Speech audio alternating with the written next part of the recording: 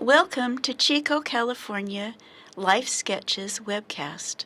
My name is Ruth Henderson, and today we're visiting with Montse Whitaker. Welcome, Montse. Thank you. Thanks for being here to tell your story. Thank you. We would like to have you begin by telling us where were you born and a little bit about your childhood. I was born in Mexico City, although at the time my parents were living in the state of Tabasco. And my father's name is Jorge Luis Coutinho, and my mother's name is Ana Maria Coutinho. And my dad worked for Nestle company, and because of that, we were relocated often. So I kind of grew up in many different states. We didn't stay in Tabasco. We moved a lot, and it was good and bad. There are a lot of good things about it, but I would say that the main two things or takeaways from my childhood growing up was that because we moved a lot, my family became very close. We didn't spend a lot of holidays with like grandparents or cousins or aunts and uncles, so we were very, very close. And the other thing was that usually the towns where we lived, the church was very new and very small, so we had a lot of opportunities to learn and serve and just see things from a different perspective. Mm-hmm. Good. Okay, any growing up experiences that you'd like to share, or your schooling? Yeah, we moved a lot, so I went to a lot of different schools.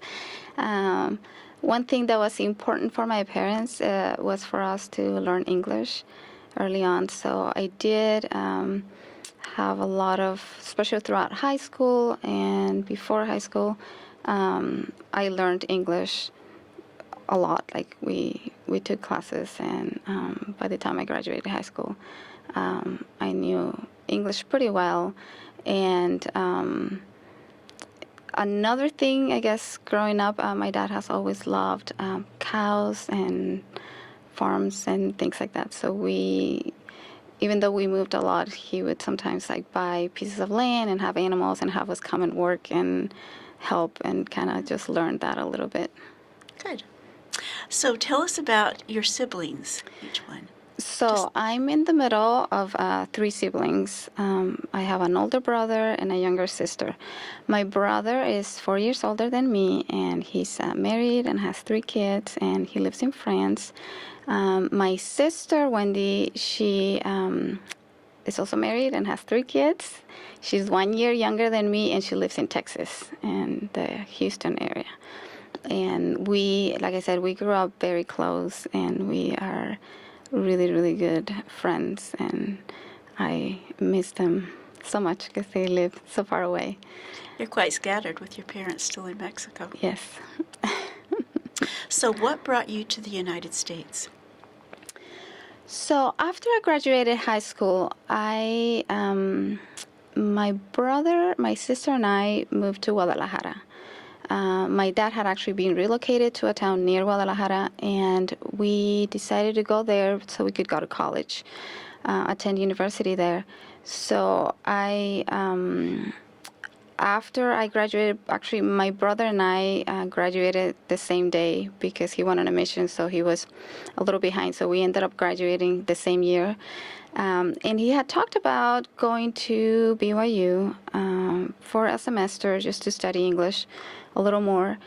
And it was a little bit of a difficult time in my life. I was trying to make different decisions, and some things had happened.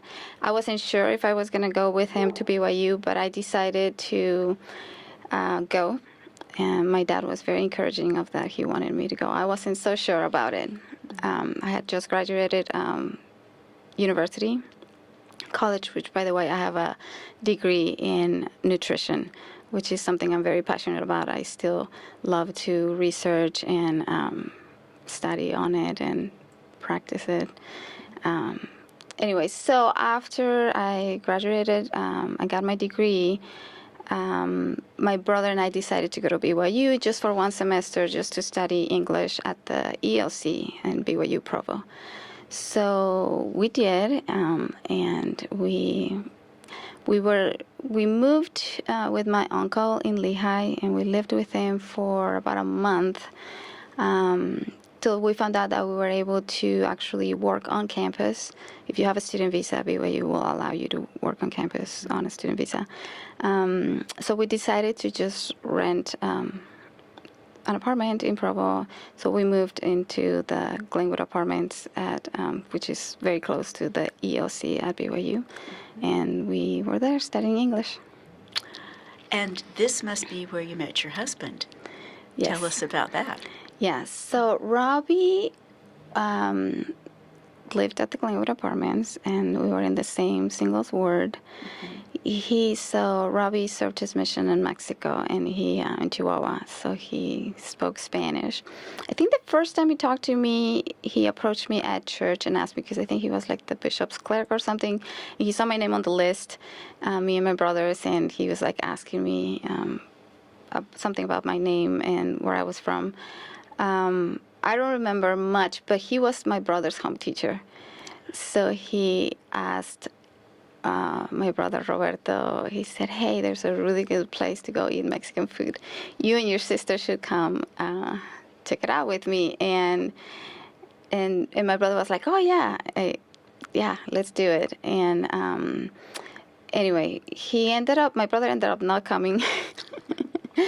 And How convenient. Right. Well, I invited some friends to come along. I didn't want to go by myself. We went out to eat, and I found Robbie so funny and just so pleasant to talk to. And he spoke Spanish. And we started hanging out a lot after that, and that's how we started dating. And then where were you married? So we dated for 6 months. About in December of 2004, I was going to fly to Mexico to spend Christmas with my family, and he was going to come for New Year's. And right before our trip, he said, "Do you wanna?" No, he said, "I want us to get married." So when I go to Mexico, I want to talk to your dad. And he did. So we got officially engaged in March of 2005, and we got married in July of 2005 at the Manti Temple. The Manti Temple. Yeah. So I think that is above and beyond.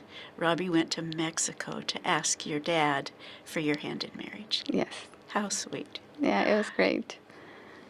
So now Robbie wasn't quite finished with school, so tell us, that took you some places around too. Yeah, so after we got married, we settled down, and we were still in Provo. He was still going to BYU. My first 2 kids were born in Provo, and we were there till he graduated. He actually has a degree in elementary education, and he taught for a year, but then he decided that was not exactly what he wanted to do. And he told me he wanted to get his master's in translation and interpretation from English to Spanish, Spanish-English. He found a university in Mexico, back in Guadalajara. And so we went back to Guadalajara with Eric and Ian being very little, and we were there for a year and a half. And he got his master's. It was a wonderful time. We really enjoyed it. It was so special for me to be back in the town where I went to college, and it was great. So after that, we moved back because we sold all of our things. We just went with our suitcases. We didn't have anything. The few belongings we had, we left at my in-laws in Red Bluff here in California. So we came back to Red Bluff, and we stayed there for a little while Robbie was trying to find a job, which took a long time. And he finally got a job in Orland with Glenn County, and we decided to moved to Orland. That was more than, let's see, 12. Yeah, it's about 12 years ago that we moved to Orland. So, tell me, what was your first impression of Orland? So when Robbie and I got married, we had our reception in Provo, and we also had a reception here in Red Bluff, and that was my first time here in California. So he immediately took me to Orland and showed me all the town and all the schools he went to and all the places and the house where he lived. And I was so, I didn't know what to think. I just thought, this town is so small and just so different from what I knew and where I grew up. And I mean, I lived in Guadalajara before I came here, it's a huge city. And I told them, I said, this is such a cute town, but I never want to come live here. Please make sure that we don't come here. But it's just that's where he found a job, and we tried so many different places. I wanted to go back to Utah, and I kept insisting, let's just go back to Provo or to Utah and see what. But he found a job here in Orland, and we moved there. And it was just funny how life, it just gives you the things that you never thought you wanted. But it's just been wonderful to me living in Orland, in the town where he grew up, where so many people know him and his family.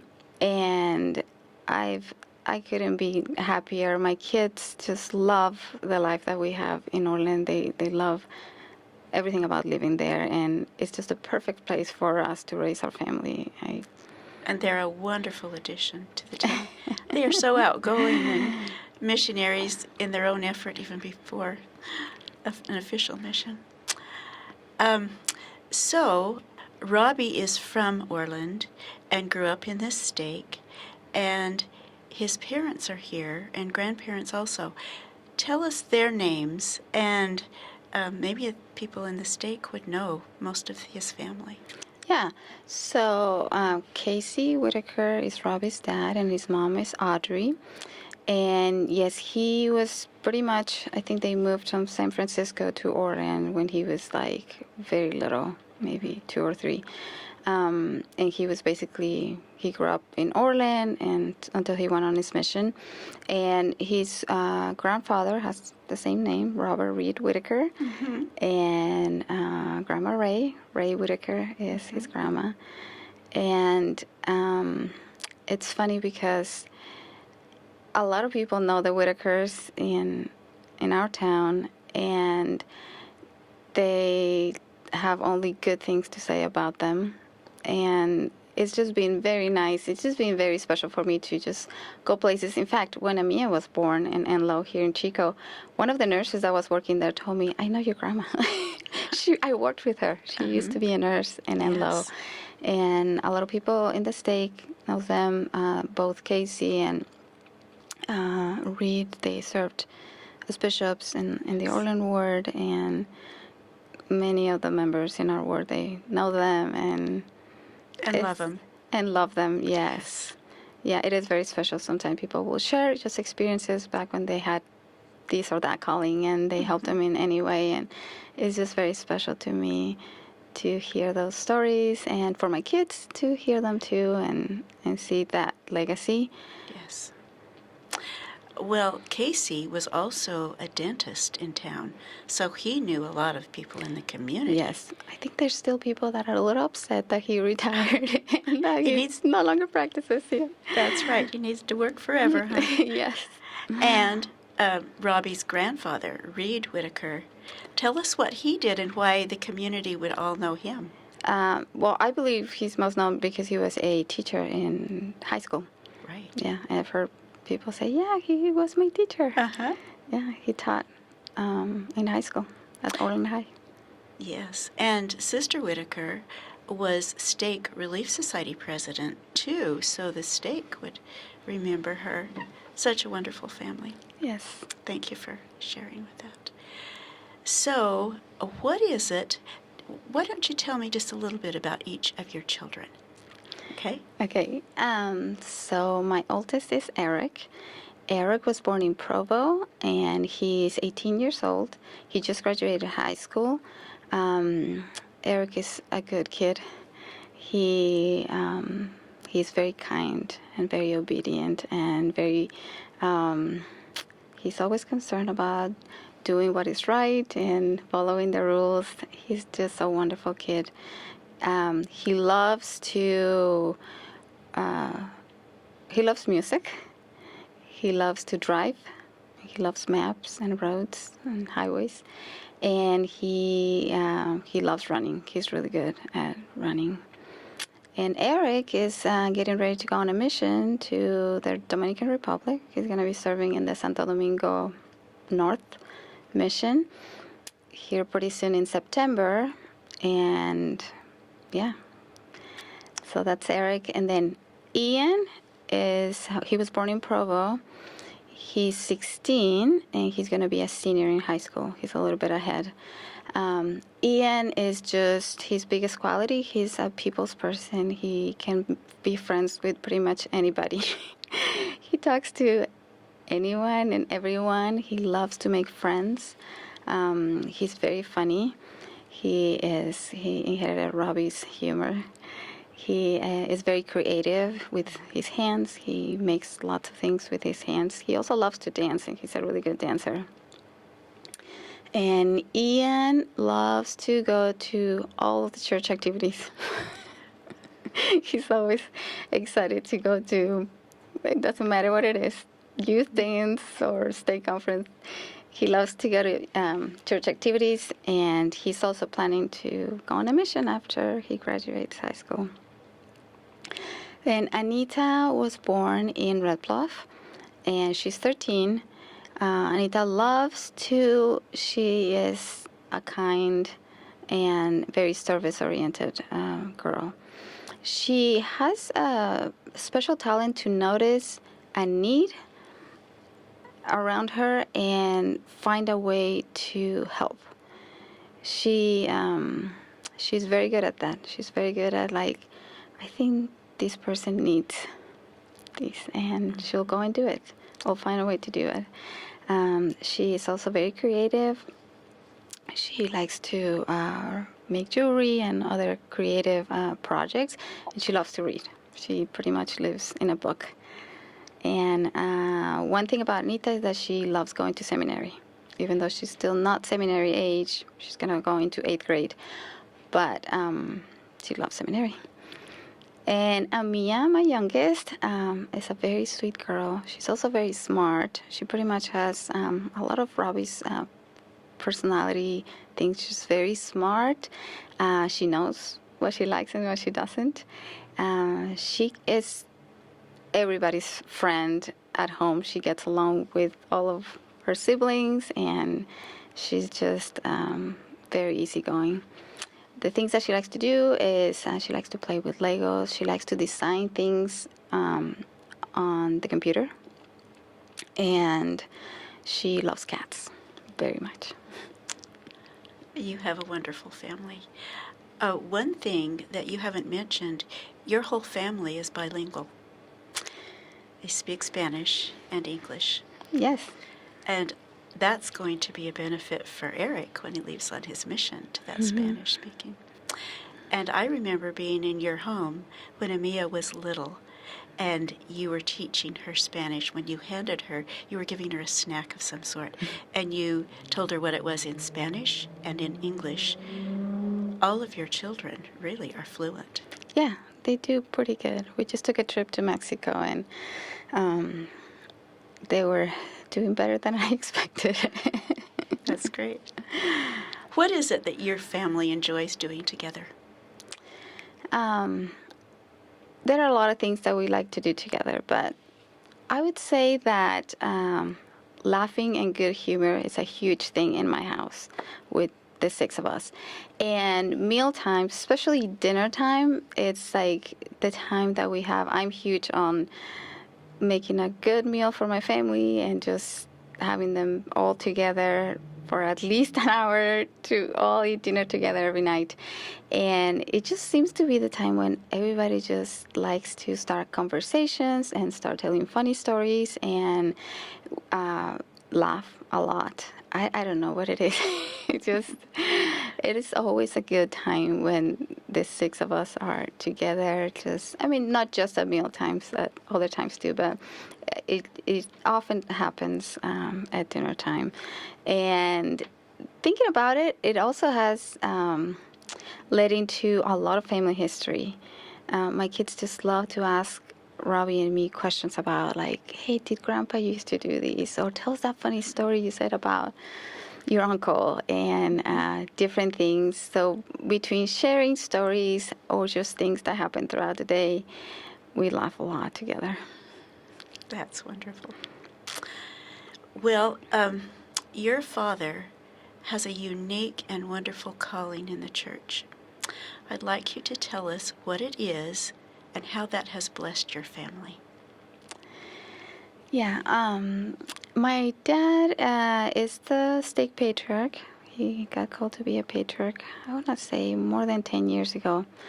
And it truly has been a blessing for our family.